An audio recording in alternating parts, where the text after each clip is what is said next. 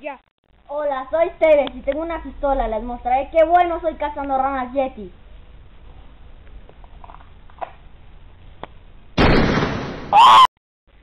Hola, me llamo Wisconsin. Tengo un rifle de precisión y les mostraré lo que puedo hacer contra ranas Yeti.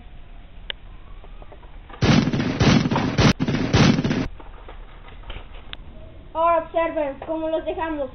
Mi amigo con su pistola y yo con mi rifle de precisión.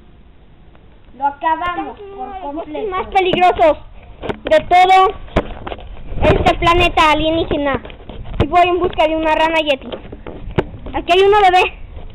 ¿La pueden ver? La voy a... ¡Ah, ven! ¡Ahí hay una! ¡Ah! ¡Ah! ¡Ah! ¡Ah! ¡Ah! ¡Me come! ¡Ah! ¡Ah! ¡Ah! ¡Ah!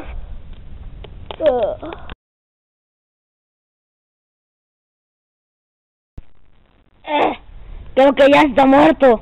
Dejaré de comerme este cadáver obsoleto. ¡Vivo! ¡Vivo!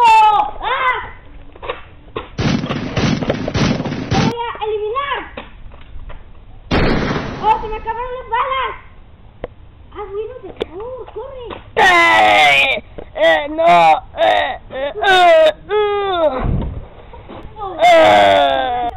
¿Qué hay enfrente de mí? ¿Qué haré? ¡Ah! ¡Te voy a devorar!